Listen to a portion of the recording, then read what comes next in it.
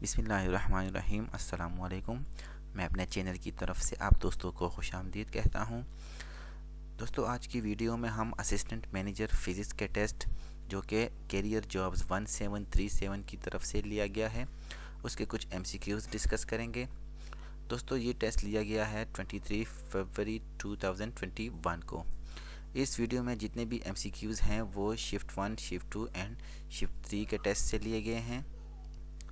दोस्तों, वीडियो को लास्ट तक ज़रूर देखें क्योंकि इनके जितने भी टेस्ट होते हैं वो सारे रिपीट होते रहते हैं। अभी शिफ्ट 1 के जो 50% पोर्शन था वो शिफ्ट 2 में आया था। शिफ्ट 2 के टेस्ट का जो 50% पोर्शन था वो शिफ्ट 3 में आया था।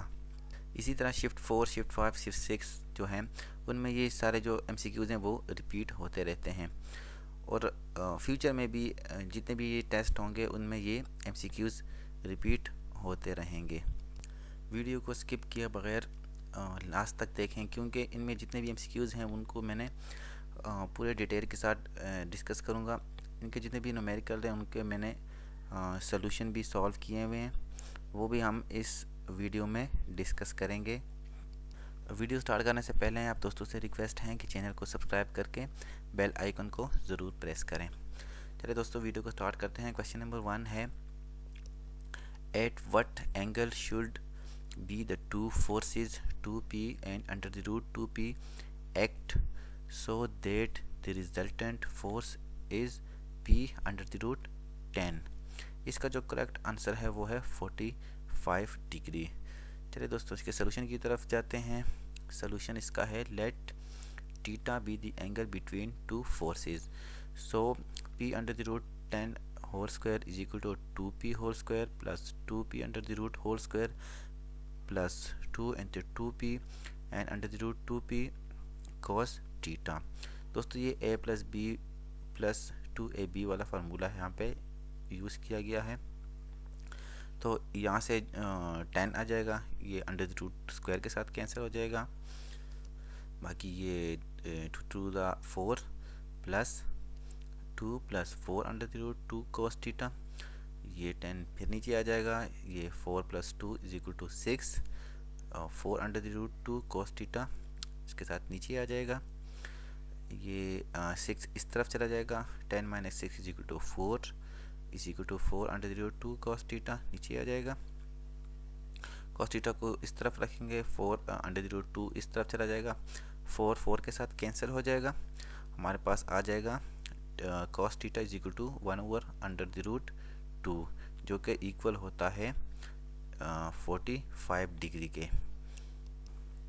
क्वेश्चन नंबर 2 है हमारे पास, why there are no clouds in the desert sky. जो सहरा की जो स्काई होती हैं वहाँ पे क्लाउड्स क्यों नहीं होते? तो वो ऑप्शन है high humidity, low humidity and C none of these. Option number B is the correct answer, low humidity. Question number 3 है, at what temperature the Fahrenheit scale reading is double of Celsius scale reading. कौन से temperature पे Fahrenheit scale की reading जो है वो Celsius scale reading के double होगी? तो इसका करेक्ट आंसर है option number C, 160 degree centigrade. Question number 4 है, echo is produced due to. Echo किस वजह से प्रोड्यूस होता है? Reflection of sound, refraction of sound, resonance, termination of sound. इसका जो करेक्ट आंसर है वो है reflection of sound. Option number A is the correct option. Question number 5 है, a ferrite core has less eddy current loss than an iron core because. Option है, ferrites have high resistance, ferrites are magnetic, ferrites have low permeability and D है ferrites have high hysteresis। तो इसका जो correct answer है वो है option number D, ferrites have high hysteresis। Question number 6 है, if a MOSFET is to be used in the making of an amplifier then it must work in।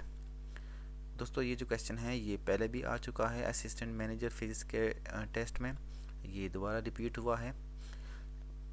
इसके option है cut off region, saturation region, triode region, both cut off and triode region. इसका जो correct answer है वो है option number B, saturation region. अगर इसकी जगह ये एम्पलीफायर की जगह स्विच होता तो इसका जो करेक्ट आंसर होता वो both cut off and triode region होता। यहाँ पे जो कि एम्पलीफायर दिया हुआ है तो इसका जो करेक्ट आंसर होगा वो होगा सैचुरेशन रीजन। क्वेश्चन नंबर 7 है an electric motor exerts a constant torque 10 Newton meter on a grand stone mounted on a shaft.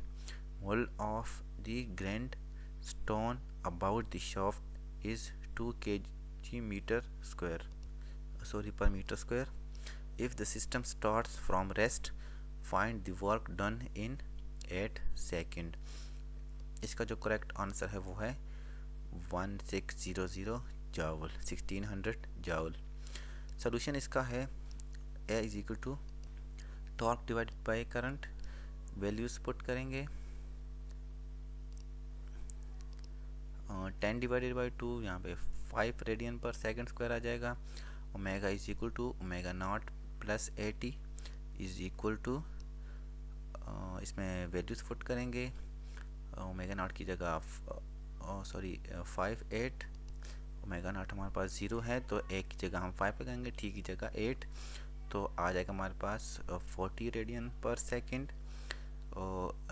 Work हमारे पास कितना होगा, del kinetic energy is equal to 1/2 I omega square minus 0, 1/2 I की जगह 2 आ जाएगा into omega की जगह 40 radian per second whole square आ जाएगा। तो इसको सॉल्व करने के बाद हमारे पास जो आंसर आता है वो है 1600 जूल। इसका जो करेक्ट आंसर है वो है option number A. Question number 8 है for concave mirror has focal length of 40 centimetre, determine the object position for which the resultant image will be erect and 4 times the size of the object. Correct answer इसका है option number B 30 centimetre. Solution की तरफ जाते हैं। हमारे पास formula है 1/f divided by 1/u plus 1/v। Values put करेंगे, फोकल लेंथ की जगह हम 40 लगाएंगे, u की हमें फाइंड करनी है वैल्यू, और v की जगह हम -4u। तो ये 1/40 नीचे आ जाएगा is equal to 1/u minus plus minus minus हो जाएगा। तो इसका एलसीएम लेने के बाद इसका जो सोल्यूशन निकलता है वो हमारे पास आएगा 30 सेंटीमीटर। तो इसका करेक्ट आंसर होगा option number B 30 centimetre. Question number 9 है what is the electric potential at the centre of a hemisphere of radius r and having surface charge density. Option दिए हुए हैं density divided by 2 epsilon naught, density divided by epsilon naught, density divided by epsilon naught और density divided by 2 epsilon naught. और option number D is the correct option. इसका solution क्या है, solution है v total is equal to v hemisphere 1 plus v hemisphere 2। v total is equal to v और v plus हो जाएगा 2v hemisphere. तो density divided by epsilon not r v के equal होता है is equal to 2v hemisphere. तो v यहाँ पे इस तरफ रह जाएगा, 2 इस तरफ चला जाएगा, तो आ जाएगा density divided by 2 epsilon not r। Option number D is the correct option. Question number 10 है in cricket when bowler cause the ball to reverse swing the ball will move. Cricket में अगर बॉलर रिवर्स स्विंग करना चाहता हो तो ball का कौन सा पार्ट जो है वो पिच को स्ट्राइक करेगा, तो वो होगा shining side. Option number B is the correct option. Question number 11 है in a one dimensional collision a particle of mass 2m collides with a particle of mass m at rest. When the particle stick together after the collision, what fraction of the initial kinetic energy is lost in the collision? तो option number D is the correct option, 2 divided by 3। Solution देखते हैं इसका।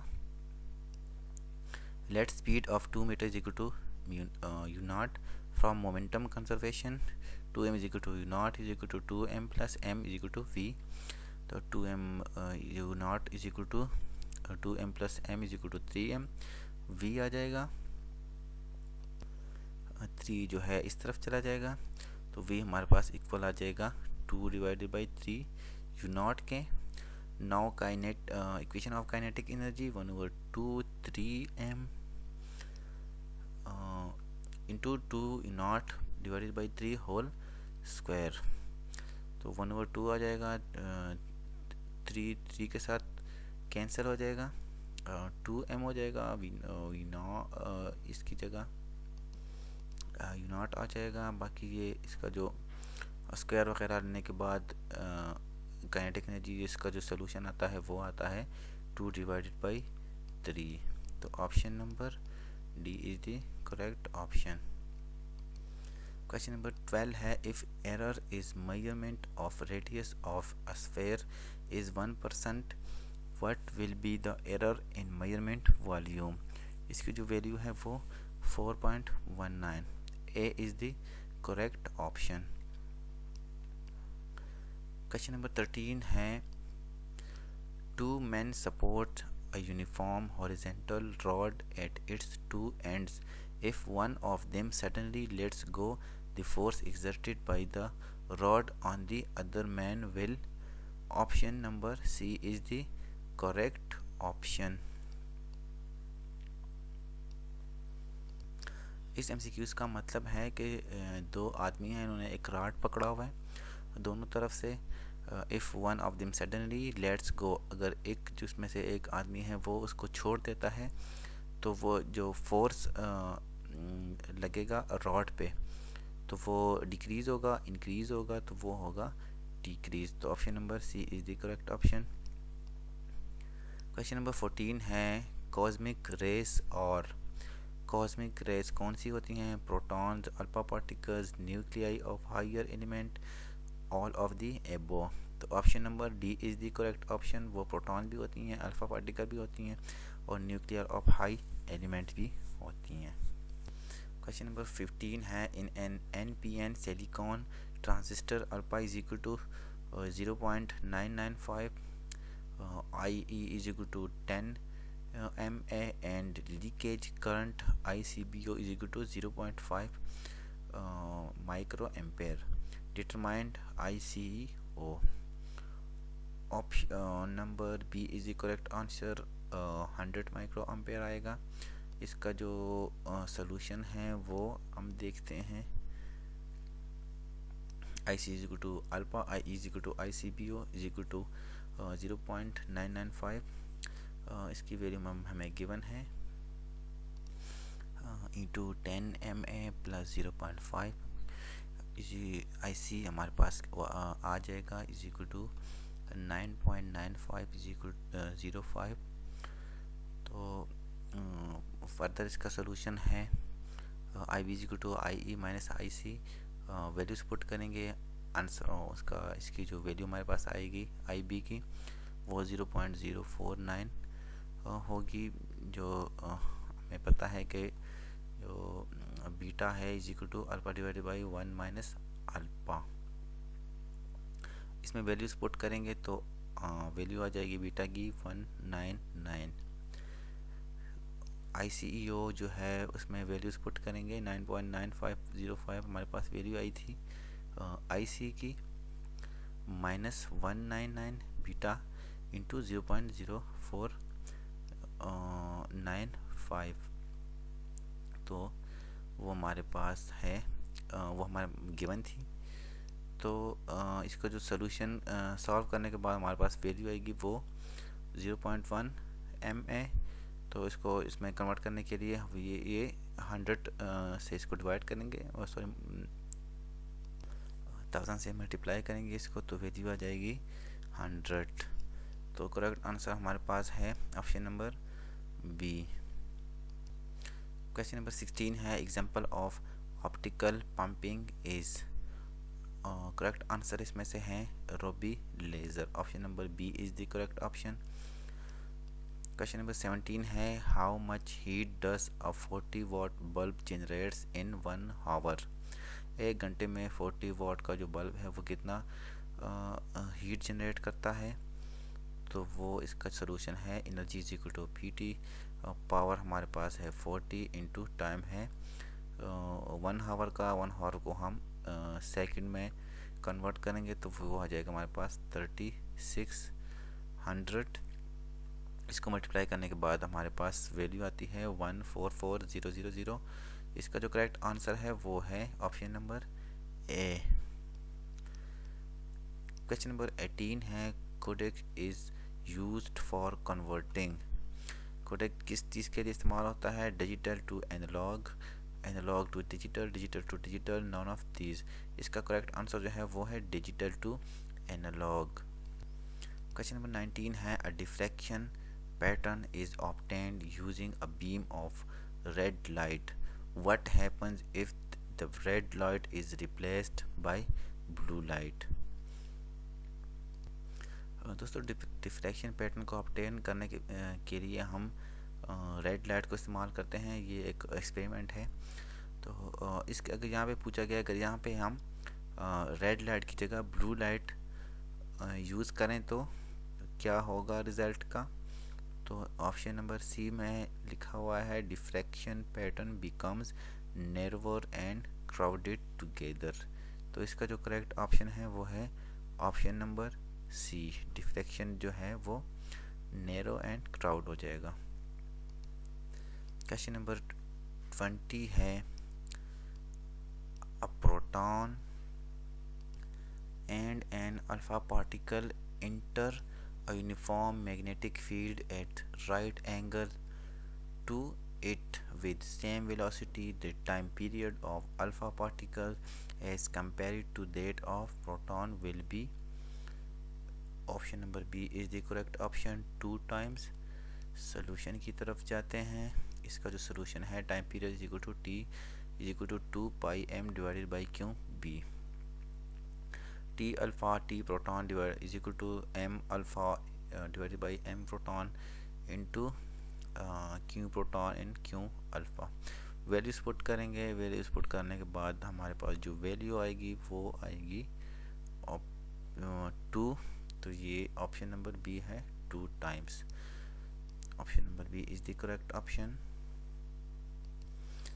Question number 21 है a particle performing uniform circular motion has angular momentum L if its angular frequency is doubled and its kinetic energy halved, then the new angular momentum is L divided by 4। option number A is the correct option।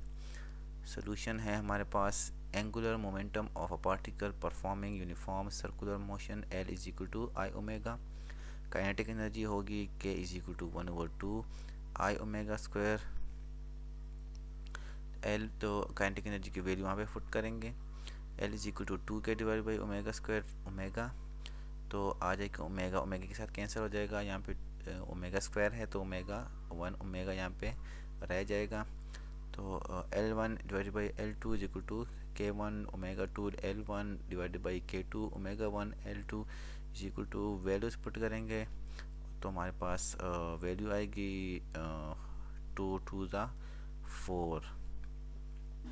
तो L2 हमारे पास आ जाएगा L divided by 4। Option number A is the correct option. Question number 22 है the frequency of electromagnetic wave in free space is 2 MHz when it passes through a region of relative permittivity epsilon r is equal to 4.0, then its wavelength dash and frequency dash कितनी होगी इसकी wavelength और frequency वो होगी option number D becomes half. जो wavelength होगी वो half होगी and frequency remains constant. Option number D is the correct option. ये इसका सलूशन है। सॉल्यूशन से आपको आइडिया हो जाएगा इसका।